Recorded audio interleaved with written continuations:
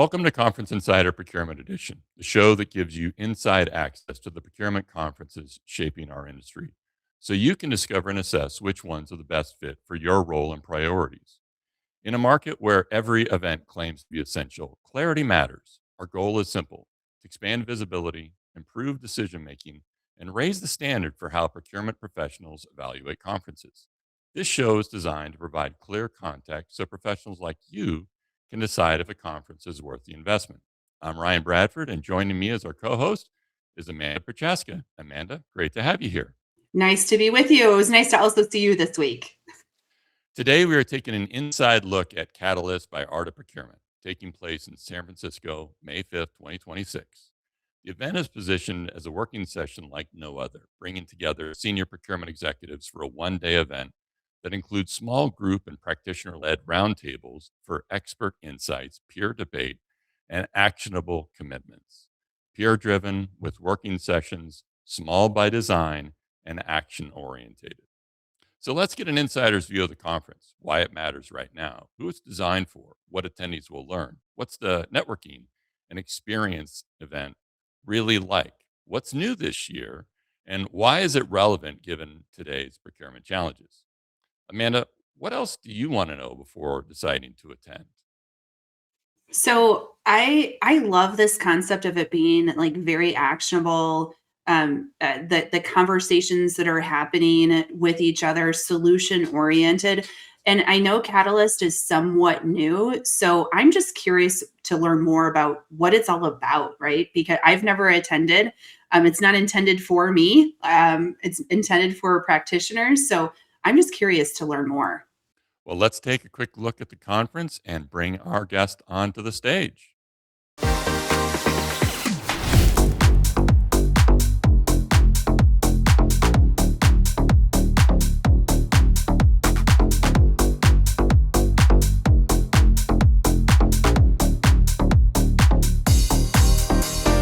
This event was just a fantastic approach. So many interactions with so many different people. These sessions were so well-rounded, and I felt that every person that was on that stage had something unique to say, and really enjoyed the session in this boutique setting.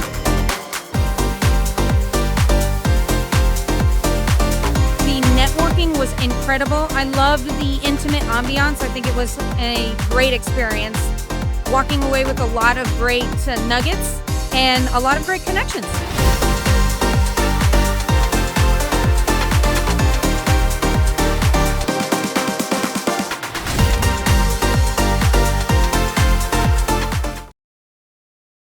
Joining us from Art of Procurement, we have Phil Ideson, founder and managing director of Art of Procurement. Welcome and great to have you here.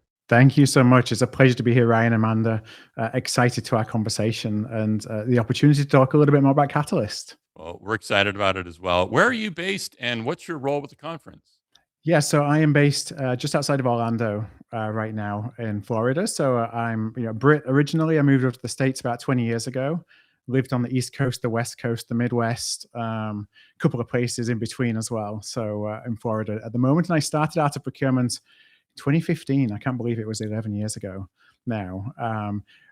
I started it as a consulting company that was going to be talking about how to build procurement operating models and hybrid in-source, outsource operating models, because that was a lot of my background. I was a head of procurement before I started Art of Procurement.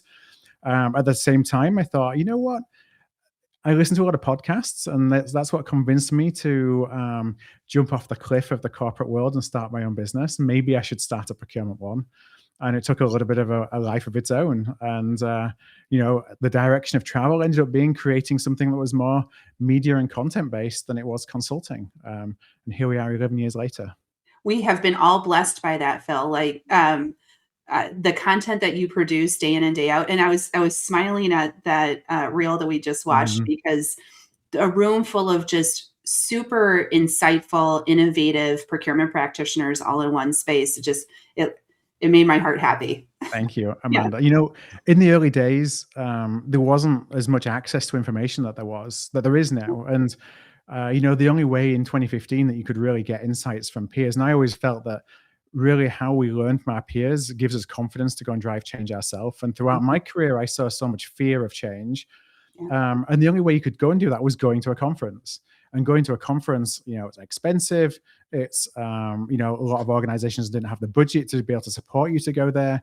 So I wanted to be able to bring kind of the stories and the case studies to life that were previously just available for folks who could go and travel to an event. And that's what ultimately the podcast Art of Procurement started as. It's a wonderful journey. Why does this conference matter for procurement today? Yeah, I mean, I think we're in this time where, sometimes you think, is it hyperbole about talking about how much change there is? Because we're always talking about how much change, but truly the procurement function is in this time of, like everybody, not just in procurement, in this time of change and figuring out, okay, what do I do about this? And how do my operating models need to change? And so what I looked at, and throughout my last 10 years or so, I've been to a lot of events and a lot of conferences. What I felt was that there was really an opportunity for something that was small in scale, that was still experiential. So the venues are really important. For me, it was not about going to a hotel ballroom, with the long corridors and getting hidden in side rooms and things like that. It was like the venue is part of the experience, but really to try and create a bit of a safe space, where leaders can come and they can actually talk about their challenges and their problems with their peers, like what's really working versus what some of the hype may be, and where you show up to kind of work on your org rather than just coming to passively engage in consuming content, which I think a lot of times happens, in a lot of spaces. Like you show up, you network a bit, you passively take on content, and you go back to your desk and what changes on Monday. And that's really what I was motivated to try and change, is how can we help leaders go back to their desk and change something on Monday? It's perfect timing too, Phil, because Ryan and I were just at another conference this week. And what I heard over and over again, like somebody almost shouted from the stage, let's bring back the water cooler conversations. Yeah. And like, as more and more of our lives get driven to technology, there is going to be, I think, a natural reverse reaction to having more human connection. And so I think that you've pulled together Catalyst at the timing that you did is absolutely brilliant. Thank you. I mean, people have asked me for a long time, like, when's Art of Procurement going to do an event? And my answer was always, I'm not sure, and I'm scared by the idea of doing it. I'm scared of how much it would cost us, as a bootstrapped company. I don't want to put 9 years down the drain by having one bad event that costs a lot of money. And ultimately, I realized, like, there is something here and there's an opportunity to do something, and that now might be the right time. Also, I feel that, the role that we've always tried to play at Art of Procurement was that of the pragmatist. Like, I've been a practitioner, you've both been practitioners. We know what it's like to be on the ground and doing a job. And yet we hear so often, well, procurement should do this and procurement must do that. And, we hear all these messages all the time. And yet we know, because we've been in the job, that the reality is very different of the day-to-day. Like, this is what I'm up against on a day-to-day basis. And the fact I haven't done these things isn't because I don't have a desire to go and do those things. It's just I haven't got the opportunity and potential, in the organization that I'm around to do it. So we wanted to kind of take a step back from some of the hyperbole of the world's going to change in X number of years to more like, what's the journey and how do we take small steps and how do we make it safer for people to take small steps to help people make progress, rather than trying to sell a dream that you go back and think, that sounds great, but I can never do that myself. And I wanted to create something that just created that kind of environment and space for people to talk about. Who is the conference designed for? And more specifically, like, what roles or experience level will get the most value from it? Yeah, I think that for Catalyst, we were very deliberate in terms of designing this for senior leaders within the procurement space. So I would say chief procurement officers, heads of procurement, those that are reporting, probably -1 to the CPO, head of procurement, or that have responsibility for digitization, for transformation, for center of excellence. Those that are really looking at essentially the design of the organization and how the organization can create more value, taking into account the hybrid in-source, outsource, but now the technology side of things and how that all comes in. That's really who we built it for. Well, and you were successful, and just by the people in those videos or the video that we watched, you were very successful in that. It's funny, I mean, that's obviously the goal, and I would rather have a smaller gathering that has those people in the room, so they all feel as though they're among peers, and they can have, trusted conversations that they may not be able to have in other places, than go and try and build something that's bigger. And so that was always deliberate in how can we do this in a way that has the volume that brings in a number of diverse experiences, but that isn't too big where you don't have that intimacy. Um, and the other thing is, there's going to be people, and there are people there that are at different parts of their maturity journey. So what we try and do in terms of how we pair people together, because we have the roundtables, we have these mastermind sessions, we ask people about their maturity from a procurement perspective, and we try and pair people together for the level that you're on now with the people who have just been where you were and have got to the next level. And how can we put people together like that? So you're not sat at a table with, you're at like just getting started, and you're at a table of folks who have got huge, big budgets, who can do anything that they want. And again, you look up to them and say, well, wow, you're doing a great job, but I can never do that.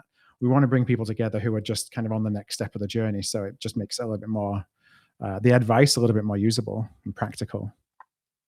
What is the format for the event? And break down what attendees can expect with the quantity of educational sessions, Yeah. vendor presentations, and peer or working groups. Yeah, it's typically, we have a pretty, while we're always learning, as we do each one of the subsequent events, the format is typically, we'll have a couple of sessions where we open the day, which are main stage sessions, and one can be a scene setting kind of presentation. One might be a little bit more deeper into a procurement transformation. And then we open up into these roundtables, and you can see, for anyone who's watching, you can see the footage there of some of the roundtables. We have a series of roundtables where we're really, every one of them is facilitated by somebody who's been a procurement practitioner or has been, in a procurement role. They may have been a procurement consultant. But what's really important to us, again, is that I've been to so many of these roundtables where they're facilitated by folks who may not have the experience of working on the floor and doing the job. And you miss, again, when you're trying to bring people together, the nuance that isn't necessarily apparent to somebody who hasn't done the job. So it's really, really important for us that everything is facilitated by folks who have done the job. And I think that leads to a lot more vibrant conversations. We will set the roundtables up. We will ask, we will survey people in advance, to give us preferences on what they would like to be at. And then we try and pair folks up as much as we possibly can based on preferences to the different roundtables. So we'll do those. We'll have a networking session in between. We'll go to lunch. In the afternoon, we'll come back, typically a couple more sessions, and those may be ones that we have our partners involved with for the day from a sponsor perspective. But again, all content that is created on stage is all created by us. That's another kind of Art of Procurement thing, is that we don't sell the stage. We are, every piece of content that you see on any webinar we do, any podcast we do, any event that we do that is with a provider has been designed by us. And so we do that, one, for quality control, two, to make sure that the content is educational and it doesn't go over the edge to being, more salesy, because we don't need more salesy content.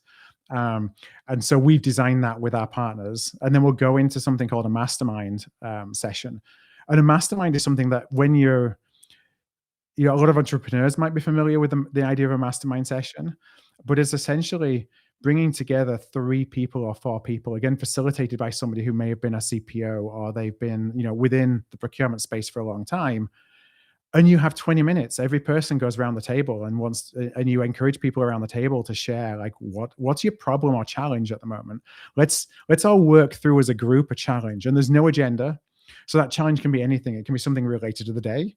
It can be something that's not related to the day, but it's really meant as an area where you can just kind of stress test, get advice from people that's in your seat around things that you're not sure what to do with or certain circumstances that you're faced with. And that's where a lot of the magic happens, is in those sessions, because one, it drives connection, but two, it just, again, gives you that safe space to talk about something, because it's a very small group of people with everybody who kind of has felt what you're feeling. And people really get a lot of value from walking away from that session. And then we wrap up at the end with a couple more kind of action-oriented, here's how to pull this all together, here's how to put this into practice when you get back to your desk tomorrow. It's funny that you bring up masterminds, Phil, because when I first started Wonder a while back, I went to my first mastermind and it was around marketing for businesses, and I like received tremendous value from it. And then I was thinking to myself, where have the masterminds been in the rest of my career? Right. Like, why didn't I have access to this before? So I love that that's part of your agenda. It's going to be extremely valuable for anyone who's in attendance. Yeah, it's interesting. We don't claim to be doing things for the first time. I'm taking ideas that I see working in other verticals and trying to bring them into procurement. And that's what we've done from the day one of Art of Procurement, is not try and recreate the wheel, but things that aren't done in the procurement space. And I found those masterminds just so valuable. But I also felt that where they're sometimes not valuable is when you're around a table of people who are not necessarily connected in with what you do. Right. So from an entrepreneurial perspective, it can be, well, their businesses are so distant from what I do that what they're talking about might not be applicable. And so the curation part of it is really important. That's where, again, we look at maturity, we look at industry, we look at company size as we're trying to pair people so that, again, I think that the people together are in similar boats to each other, as opposed to advice not necessarily being actionable. What is the expected total attendance? Yeah, so we really build these to be, in total, from everybody who's at the event, you're probably looking at 80 to 100 people. From a practitioner perspective, the goal is to get 50 or 60 of those CPO minus ones into the event. It's very heavy on the practitioner versus sponsor ratio. Again, that's something that we're very deliberate about. We won't sell sponsorships, unless we're at certain tiers of practitioners who have registered, to make sure that balance, that ratio is maintained. Because the intention of this is, one, we're all peers. Whether you're a practitioner or a provider, you're a peer, you're an expert in something. So we want to create that environment where people aren't, got sharp elbows out and trying to wrestle in on each other. And we want a good experience for everybody. We will definitely forego sponsorship to make sure that the ratio is where we want it to be, so that practitioners, again, don't feel as though as someone quoted to me once for an event they went to, they felt like they were the chum in the water. We definitely don't want practitioners to feel like the chum in the water. Is there a sector or industry focus? So the event is very location specific. One of the other things that was deliberate about this was, rather than create an event where everybody comes to you, we wanted to create an event where we could take it on the road and essentially cookie cutter the same event, but in different locations by coming to communities. And so in each one of the communities, you're going to get a different split of industry just based on what's kind of native to that area. So we're talking about San Francisco. In May, that's going to mostly be biotech, tech companies, those kind of companies that are headquartered in California, some media companies as well from an LA perspective. And then when it's in New York, you're going to get CPG, you're going to get financial services, you're going to get more traditional pharma. It just really depends on location. We're doing one actually in Detroit in September, which is very focused on direct materials, because again, I don't see a direct materials event really anywhere on the calendar, and I think it's really underserved. So we're doing something that then will be for more manufacturing. What is the networking experience like, and who are attendees primarily connecting with there? So we have networking experiences built throughout the day, whether that's breaks, beginning, the lunch, we have a networking session at the end, like networking drinks. The roundtables and the mastermind sessions are built as networking as well, because it's not just about sharing information, it's about getting to know more people, but spending enough time with people where you actually get to know them versus, a quick 2 minutes, hello, how are you, and where do you work? It's more like getting to know each other on a more deeper level and what your challenges are, because that's really how we want to build connection. So that's really how we look at it. Now, we go outside of the event because from an Art of Procurement perspective, we do things from a digital perspective as well, as you know.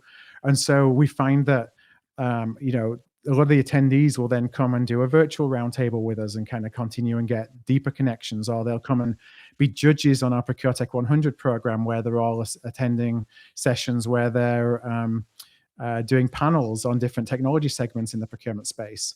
So I wouldn't look at this as being that the event is the only networking opportunity. This is part of kind of a broader engagement with us across all the different things that we do at Art of Procurement. It's more of a community versus a network. 100%. Yeah. You know, I often thought about, I've gone from one side to the other side to somewhere in between. You know, at the very beginning, I thought of community being, the community is the place where everyone hangs out together. And then my views kind of changed on community. The community is around ideas. It's around, you know, people coming together around ideas or values or, you know, things they want to learn. Now I'm kind of, the continuum's in the middle a little bit. It is around ideas, but it helps where you've got somewhere to bring people together as well. How would you describe the overall energy at the event? So we felt the energy really high. Like that's what's given. Our very first one was last May, and so and that was in Los Angeles, and that's where you saw the sizzle reel from. It was in an old CBS broadcast studio on Sunset Boulevard, which, you know, LA is probably a hard venue to get folks to, but I was really. Because LA is where Art of Procurement started, and it started as a podcast, as a media connection. It was just important to me that we used that as our jumping off base. And I was just so energized by how much feedback and great feedback we got for the day, because I didn't know if we'd do another one. And I certainly didn't know if we'd do another one in year, because of all the feedback that we got around the energy and around the impact that people told us that it had. We immediately set on doing another one. And so we did one in November, which was in Carnegie Hall in New York.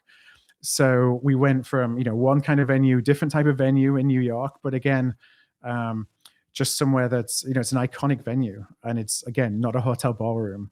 And so it's a different vibe, you know, different industries, it's a different environment, but that was part of the event itself. So we go back to San Francisco instead of LA this time, where we're going to Commonwealth Club, which is a place that, you know, really brings together a lot of thought leadership from in a politics perspective, you know, NGOs, and just a really, really cool space. And so we hope that the space contributes to the energy in the room.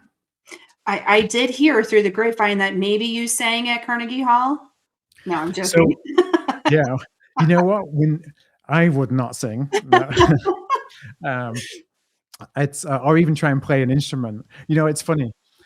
We start with all these ideas of, I'm going to go there and there's going to be the AOP orchestra that's going to be playing in the background, you know, and then the reality of organizing one of these Yes. conferences, the reality hits, and you go from, we're going to have all these things that we're going to do, to, I'm going to try and make this as simple as I possibly can from a logistics perspective, so nothing goes wrong. Right. And then I can learn, and then I can layer on some more things in the future. So we didn't quite get to the AOP orchestra this time around, but Okay. you know, maybe sometime in future. Yeah. Yeah. What cool venue. So, and I love how you thought through how it connects to the legacy of what you've built over the years with your team. And it's just very, very, very well done and thought through. Thank you. And, you know, I just feel that story is really important, you know, and I want the venue and I want the experience to be part of the story of the day that people experience. And that's one of the ways that I wanted to make Catalyst stand out. What are the main topics or challenges the conference will focus on? Yeah, so I think there'll always be a bias to talking about operating model and operating model design. That just happens to be something that is of particular importance right now, that so many leaders are kind of wrestling with. The fact that we acquired ProcureTech 100 as well allows us to bring in a lot of insights from the procurement technology side, and you know that we hear from all the judges as part of that program and how technology is obviously shaping the operating model. But you know, when I sat down at the start of the year and just thought more generally about themes for Art of Procurement, one of the things that I'm passionate about, and I did every year, I do like this annual letter and an opening podcast at the start of the year about a particular theme. And the thing for me is, we're all kind of going down this AI path, and rightly, because there's so much potential of using AI in so many different ways. But what we're not really talking about is, that's great, but then what?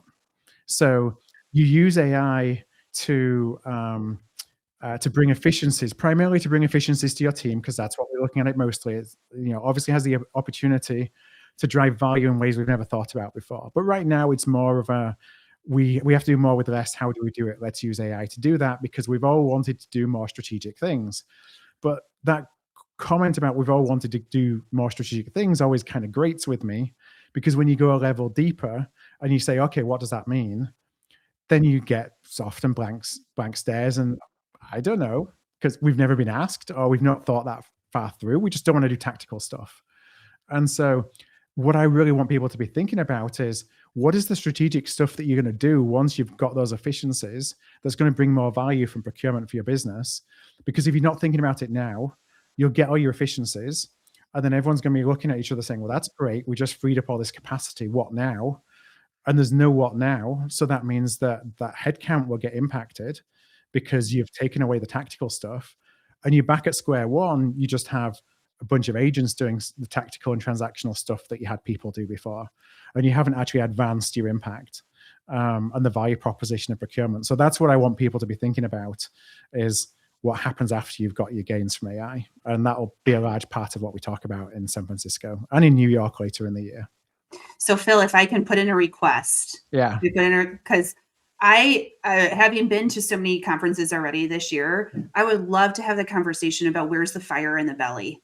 Like, we have such an opportunity to bring our teams and the next generation into this AI era, and it's on our shoulders, right? We're going to be pioneering this, and we're going to be laying the groundwork, but that requires an energy. It requires that fire and that drive to really not only say, this is cool tech, but this is going to help us do truly new work.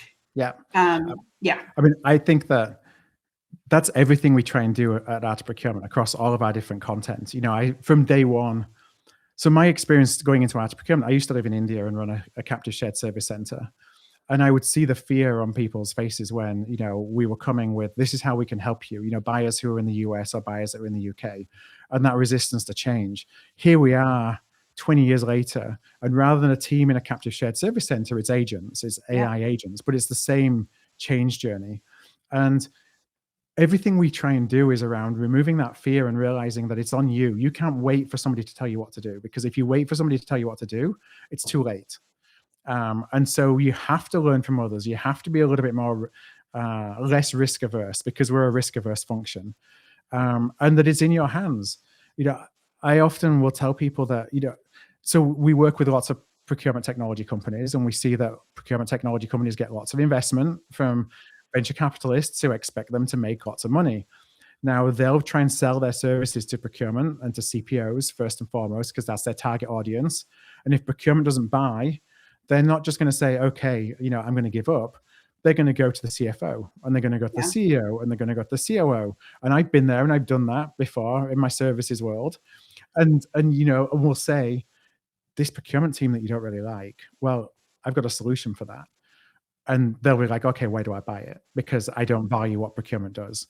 And so it's our job to get ahead of that, you know, and if you don't get ahead of that, that decision is going to be made for you. And that's where I worry about the function and the kind of existential nature of the function, is if we let this moment pass and don't make that change, don't drive the change, don't embrace these technologies, then these companies are just going to go to the folks above us who are the ones that are signing off on procurement budget and replace as much of procurement as they can. So that's the risk for me. And that's why I want people to have that motivation to drive the change. The other thing I would say is, and I've always said this all the way through my career, is you might fear your job back in the day it was outsourcing your job. Now it's replacing your job by an agent. But the fact is, if you're going through that process, you're in the top 10% or maybe the top 20%. And so there's 80% of companies out there who will really value that experience and expertise as well. So don't be afraid of doing it now, where you fear that it might impact your job, because the experience that you're going to get by doing it is going to open up a whole new market to people who don't know where to start. And honestly, I think there's going to be a bit of a gold rush for people who have the ability to help companies take advantage of AI. Yeah. What are you expecting attendees will do with the 90-day plan after the event that you reference on your site? Yeah, so the intention is throughout the day, you know, people are crafting their own plan. So we're not telling them this is what you should go and do with it, but we want to give them moments and opportunities where they're taking insights from the day and saying, you know what, I need to go and do that. Or I now understand there's a bit more of a support system that I can go and ask when I'm thinking about how to do that. So it's less about going and these are the 5 actions you're going to go and take after you're finished. And it's more around like, is there one thing that can drive my organization forward that I learned? And have I met people who can help me go and do it? That's really what we want people to walk away from. Are there other changes beyond what you've mentioned from last year? Um, I think that we will continue to tinker with session lengths, where in the day certain sessions happen, logistics, things like that. Every event we've done so far, we've walked away and done a lessons learned that's probably 10 pages long. Um, and I think that we're also our biggest critics as well. You see the things that you wish you would do differently that perhaps others don't see because you're so in the weeds of it all. So, we're very much signed up to continuous improvement. But I think from a kind of general structure of the day, what we've done so far has been really successful. So that will always be, well, always is a dangerous word. For the moment, that is definitely our core is how do we make what we've built even better versus we'll throw out this format and we're going to try something else. Well, I am looking forward to it. The pitch is that, as I've talked about through the conversation, is you get to have some of your questions answered by your peers, folks who have done the things that you're kind of stuck with. You'll get to know more of a support system of people who can help you when you get back to your desk. Some people will be people you already know. Some people might be people that you don't know, or you know people, but you didn't know them as deeply as you get the opportunity to know them in the session. And it's around kind of opening your mind to just what new ideas are out there. What you'll find is everybody who joins, and this is one thing about the Art of Procurement community. Again, we don't try and be the biggest, have the biggest email list or the most people that come to our webinars or anything like that. For us, it's about who is that 10 or 20% who really want to drive change, and do you want to be in a room with the people who want to drive change and be inspired by the people that want to drive change, and that's really the environment. Well, you've given the audience a lot to consider. Amanda, what stood out most to you from the conversation today? I love how detailed, Phil, you are in the thought process and the value proposition that everyone's going to bring or receive out as an outcome of attending. The thing that I think stood out the most out of all of that, though, is that you're not selling speaking slots, Right. right?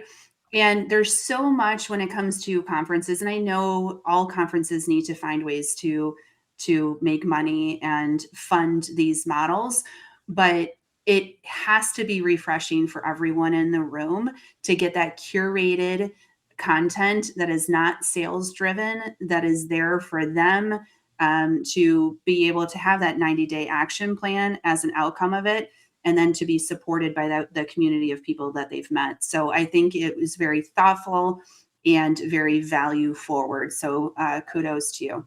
Thank you. I mean, of course, we have sponsors. That's the monetization for it, and sponsors. There will be people on the stage who sponsored being at the event. But as I said before, the content is driven by us, and Yep. so it's not just here's 30 minutes and go and speak about whatever you want to go and speak about. And the other thing for us is that it's more important to us to have the right people in the room than it is to maximize the revenue from the event, because really this is an experience, and this is part of the experience of engaging with Art of Procurement across digital and in person, versus how can we make as much money as we can from an individual event. That's not our focus. Yeah. And I just picture people walking out of the event like full of energy and motivated to take procurement to the next level through all of the changes that we're going to be facing. So I can't wait to see what that group of people does as an outcome Yeah. of attending. Phil, thank you for joining us. We really appreciate you taking the time and all the insights that you've shared. Well, Ryan, I want to thank you, and Amanda. It's always a pleasure to actually chat with you. It's great to catch up here. I really appreciate the opportunity to talk a bit more about Catalyst. And of course, I'm happy to answer if anyone has any questions at all. I'm pretty easily findable. So happy to answer anything that people might have. Well, thank you again.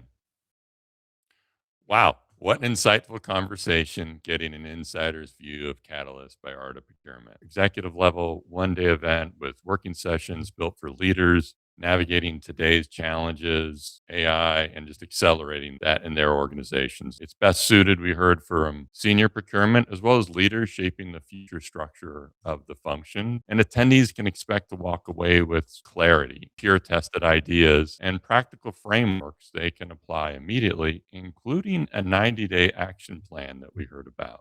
We work with conference teams to ensure accurate information, but our goal is simple: to provide clear context so professionals can evaluate events objectively and decide if it's the right fit for their priorities. We want professionals to assess carefully, choose intentionally, and if this conference aligns with your priorities, we will post a link below where you can learn more. If this show was helpful, follow Conference Insider as we work to raise the standard for how procurement professionals evaluate conferences, and share this with someone evaluating their upcoming conference season. Thanks for joining us. We will see you next time on Conference Insider. Thanks, Amanda. Thanks, Ryan.